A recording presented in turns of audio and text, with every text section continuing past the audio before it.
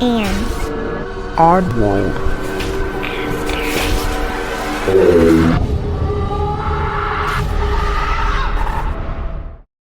Hey oddballs, I'm your host Jensen, and welcome to episode 182.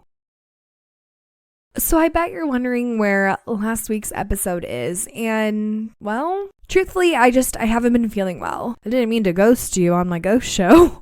But with the holiday season, me not feeling well, I'm also a mom, there's just a lot going on. And I kind of said, F it, it'll be fine. I need to take care of myself. And so I did. And I still don't feel well, but that's okay. I feel good enough to read. And I need to get my spooky stories back in because I'm missing it.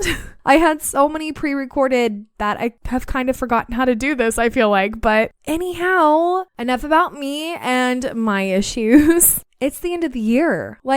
Literally the end of the year, the last day of the year, and I can't believe it.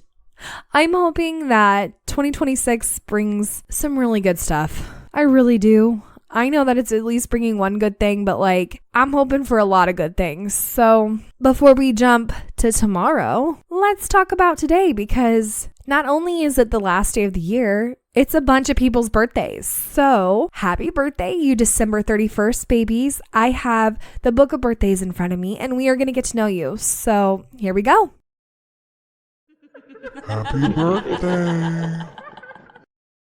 Those born on December 31st are both idealists and pragmatists. With their progressive objectives, they aim towards perfection, but they possess the insight to recognize personal and practical limitations. As a rule, they are reformers rather than revolutionaries, with good leadership abilities and independent minds. Their talent for devising original strategies to solve problems is joined with the tenacity of purpose. Leaders by example, they set high standards for others to follow, but never demand more than they themselves are prepared to give. Reasonable and fair, they are respected and admired by friends and colleagues. December 31st individuals are well suited to careers in which they cannot only satisfy their need to create harmony and excel, but direct coworkers in efforts that will benefit all concerned. Politics, the military, or commercial ventures may attract them, and they make skilled and effective team builders, bringing out the best in others. They are most effective when they temper their own somewhat controlling behavior and encourage others' efforts. Others admire the dedication of December 31st people, but do not always concur with their convictions and methods. Although their personal relationships are characterized by love and concern for their nearest and dearest, they must be aware of imposing their elevated standards and expectations of them. If they are not to become somewhat narrow-minded and intolerant of the individuality of others, those born on this day should temper their occasional self-righteous tendency to stick rigidly to principles, encouraging those around them to express their opinions, however much they differ. Their virtues are dedicated, resourceful, pragmatic. Their vices are impatient, narrow-minded, self-righteous. So happy birthday again, you December 31st babies. If this sounds like you or somebody that you know, as always, let me know in the comments below. And let's go ahead and move on to stories. This comes from idealismus_2001 on Reddit. My uncle died last year as he fell accidentally from 10 stories in a construction site. I remember that he told me he met an experienced construction worker ghost years ago. At first, employees found that at 4 p.m., all electricity would be turned off on its own. No one gave much thought on it, until one day as my uncle's squatting on the floor dealing with tools or what, someone suddenly shouted to his right ear, "Back off." And then he jumped back. Meanwhile, a bundle of heavy steel pipes fell onto the ground he was sitting seconds ago with a loud bang. He said his heart was going to burst and he couldn't find anyone around and thought maybe there's a ghost. A week later, as they drilled the ground, they discovered a watch covered with neatly folded construction uniform. After they asked the temple keeper near the site, he sighed and said those belonged to an old construction worker who died of an accident. The other day, they found the watch in the drawer of the staff lounge. It stopped at exactly 4 o'clock. After that, the workers prayed to it for their safety every time before starting work. I somehow find it heartwarming to hear. Even though he must be sad after his death, yet he's still willing to prevent tragedies from happening to others. There are at least 2 people suggesting that the ghost killed my uncle. Well, he told me this story 2 years ago, saying it happened years ago in the place that he worked before. Also, the death rate in construction sites is high here. There could be many reasons for it.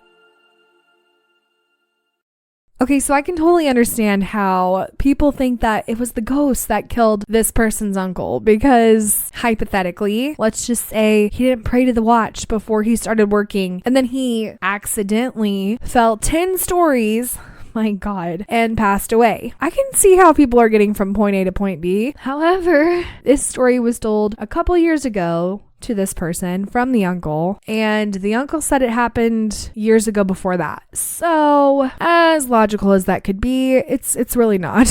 Honestly, it was probably just a freak accident. And yeah, unfortunately, that happened, which is awful, by the way. I'm so sorry for your loss. But now I have to know, like, where do you live? Because I looked up construction deaths here in the US, and basically, just a quick AI overview. It says it remains over 1,000 annually, which is still quite a lot of deaths. But in the grand scheme of things, I don't know, that just doesn't feel like a lot. I mean, people should not be dying. That's horrible. That's not what I mean. It just, why are they common? Why are they common where you live? And truthfully, now I'm kind of thinking that the construction worker who had passed away on the site that had the watch, obviously he had to have died at 4 o'clock, right? Like, can we all agree on that? Because if the watch is stopping at exactly 4 o'clock and lights are turning off, like electricity and everything is turning off at 4 o'clock every day, then I'm just saying. And he seemed like he would have been like a good spirit, even if you didn't pray to the watch, because nobody even knew about the watch. And the spirit was already yelling, allegedly, in your uncle's ear, like, back off, like, get away from this area because, like, heavy steel pipes fell and they could have crushed your uncle. So I feel like even if they didn't pray to this watch or whatever, or their safety, I feel like this spirit was doing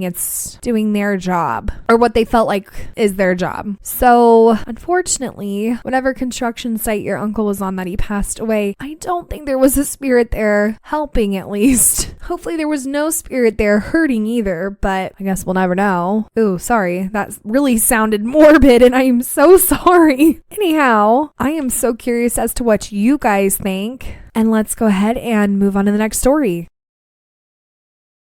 This comes from fancy_ad_4555 on Reddit. So, back in 2023, when I was on a road trip with my then boyfriend and his 2 parents, we stayed overnight at a German hotel. It was pretty, but old. Me, my boyfriend, and his dad laid in bed.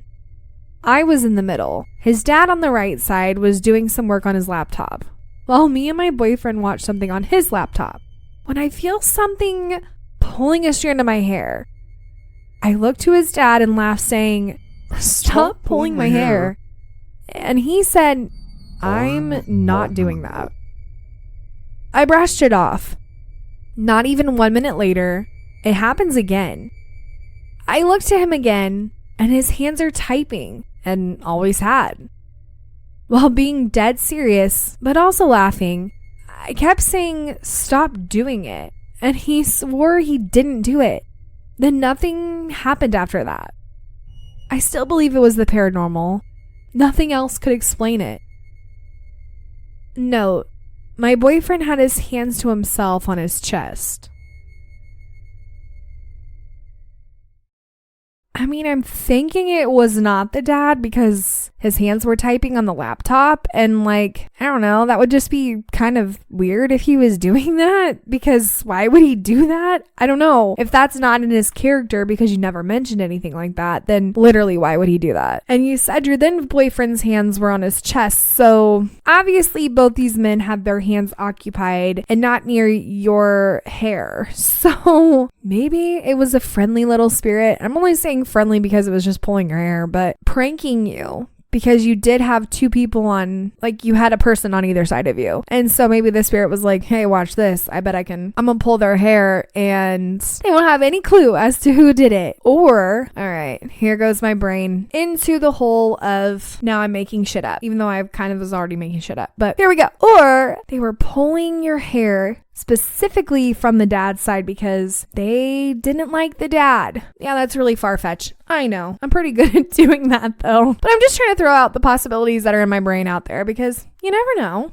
You never know. I mean, really, who does know what a ghost's motives are? Maybe like a psychic medium, but truthfully, we'll never know unless we're a ghost on the other side asking the ghost, or, you know, we are the ghost. But anyhow, what do you guys think this could have been? Do you have a story like either story today or any paranormal story in general? Head on over to my website. Let me know. And I'm not going to promise, but I will do my best to not ghost you guys. But just trust me when I say I haven't been well. Anyhow, I hope you enjoyed today's episode.